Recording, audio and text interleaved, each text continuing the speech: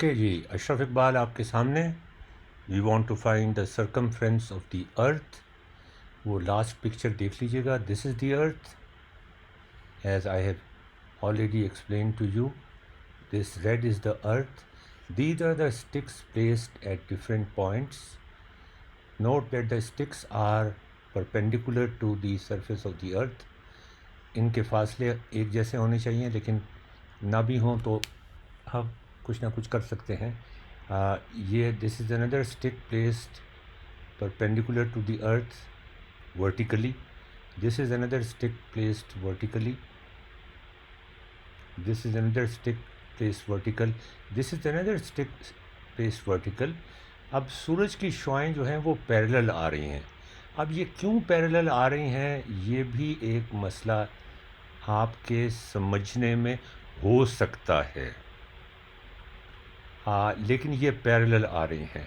तो देखें यहाँ पर इसका शेडो इतना बनेगा, इस स्टिक का इतना बनेगा, इस स्टिक का शेडो, स्टिक्स की हाइट्स बराबर हैं सबकी, तो इसका शेडो जो है वो इतना बनेगा, इसका शेडो इतना बनेगा और इसका शेडो ज़ीरो होगा। यहाँ से हम शेडो की लेंथ भी निकाल सकते हैं। ये शेडो की लेंथ होगी ना, ये शेडो की लेंथ होगी। ये शेडो, ये नहीं होगा शेडो यहाँ पे बन रहा होगा। This will be the shadow. Okay, मैंने पहले शायद गलत कह दिया आपसे। This will be the shadow, length of the shadow. This will be the length of the shadow here and the length of the shadow here will be zero. So you see, जैसे जैसे ऊपर जाते जा रहे हैं, length of the shadow is increasing. यहाँ zero था, यहाँ इसके बाद, तो यहाँ से हम ये शेडो की लेंथ और स्टिक की लेंथ से हम ये एंगल निकाल सकते हैं, और ये एंगल इस एंगल के बराबर होगा, और वहाँ से हम वो फार्मूला इस्तेमाल कर सकते हैं।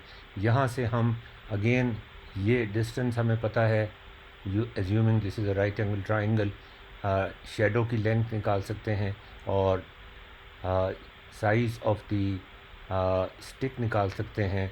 उससे हमें ये एंगल पता चल जाएगा और ये एंगल इसके बराबर होगा। इसी तरह यहाँ पर भी ये एंगल इसके बराबर होगा, और शेडो की लेंथ राइट एंगल एज्यूम करते हुए, एज्यूमिंग डिस्टेंसेस आर स्मॉल, ये राइट एंगल ट्राइंगल है, इसमें हम ये एंगल निकाल सकते हैं और वहाँ से हमारे मसाइल हल हो जाएंगे।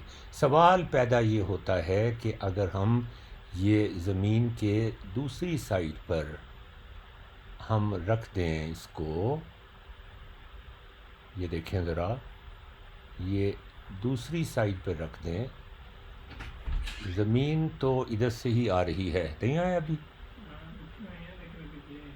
अच्छा, उनसे लेके आना फिर थोड़ी देर के बाद। अच्छा, अब आप देखें कि ये शेडोज़ हमने नॉर्थ की तरफ लगाए थे, राइट, ये नॉर्थ की तरफ लगाए थे ऊपर। अब हम ये शेडो साइड पे लगा रहे हैं, और अगर हम साइड पे लगाते हैं तो यही इंफॉर्मेशन एप्लीकेबल होगी अगर हम साउथ पे लगाते हैं या अगर हम इस साइड पे लगाते हैं। तो ये चारों साइडों को कवर कर लेंगे अगर हम ये वाली इंफॉर्मेशन देख सकें। अच्छा, अब आप इसको देखें, ये जो हमने साइड पे लगाए हैं ना शेडो, सॉरी स्टिक्स लगाई हैं ना, और ये भी वर्टिकली बाहर निकल रही हैं। यहाँ शेडो इतना बड़ा होगा, यहाँ शेडो इतना बड़ा होगा, यहाँ शेडो इतना बड़ा होगा।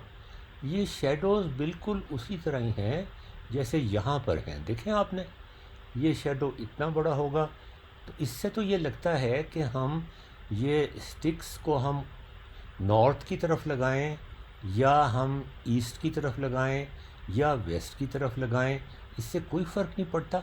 ये कुछ सोचने वाली बात है कि गड़बड़ है कुछ इसमें, इसलिए कि देखें नॉर्थ से साउथ की तरफ तो जो टाइम है, नॉर्थ से साउथ की तरफ जाएं तो टाइम तो एक ही रहता है, लेकिन ईस्ट से वेस्ट की तरफ जाएं तो टाइम तब्दील हो जाता है। तो अब ये टाइम तब्दील हो जाने से जो कॉम्प्लिकेशन पैदा होगी वो आपको उस फार्मूले में इनकॉर्पोरेट करनी पड़ेगी। ये अब आप देख लें, ये जियोजेब्रा पे मैंने ड्रॉ किया हुआ है, और इससे काफ़ी चीज़ें मैं कोशिश कर रहा हूँ कि इस सन को, जो सन की रेस पैरेलल आ रही हैं, इसको रोटेट करूँ कि ये रोटेट करके ये इस तरह से ऊपर जाने की कोशिश करे, इस तरह से हो ये। लेकिन अभी तक ये कुछ ठीक से हुआ नहीं है मेरे से। मैं कोशिश करता हूँ कि इसको रोटेट करूँ और देखूँ कि शैडो फिर जब ये ऊपर चला जाता है तो शैडो कम होता जाता है।